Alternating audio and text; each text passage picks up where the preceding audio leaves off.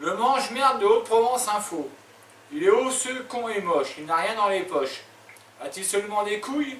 Il pue de la gueule, il a le regard veule, il se pisse et se chie dessus, pratiquement Alzheimer, adorant le Führer. Fondant Parkinson, il se prend pour Jack Nicholson.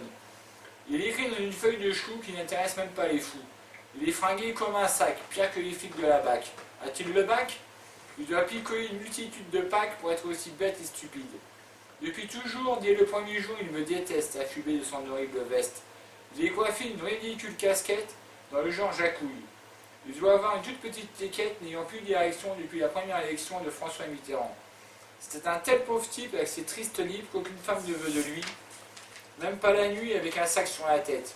Il n'aime pas ma façon de parler, je ne suis pas un curé lisant la Sainte Bible. Je suis inaudible, débitant tel un 78 tours. Je ne suis plus de pédé, ou pire pédophile, si ce n'est zoophile. Allez savoir avec ce triste indigent dénué de tout savoir.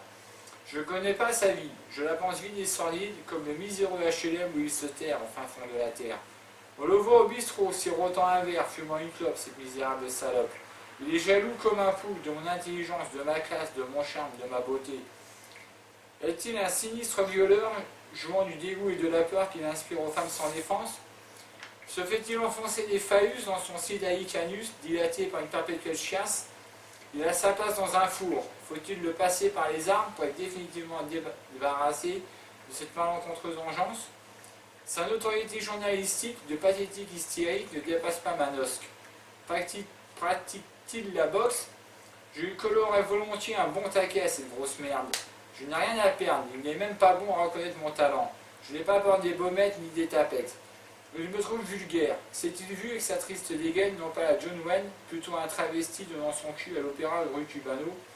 Il trouve des textes inexploitables, trop miséreux, c'est inénarrable, ce pitoyable, ce malheureux gueux, ce tout petit journaleux.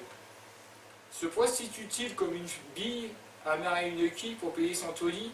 Il est myope comme une taupe, c'est une réelle daube. Il écrit comme un putois, sans foi ni loi, ayant la cirrhose, ce n'est pas de la belle prose. As-tu déjà léché un clitoris de manière subreptice ou carrément voulu? S'est-il une fois enfoncé dans un vagin, à bord d'un train, sur le bord d'un chemin, dégoulinant de cyprine? En chante à la piscine, pratique-t-il l'onanisme comme un verrouillé organisme? A-t-il fait hurler une cagole autrement qu'en lui administrant des torgnoles? Est-ce qu'il se paluche devant une greluche aussi hideuse que lui? Je le pense catophage, ce cacochule vieillard sans âge.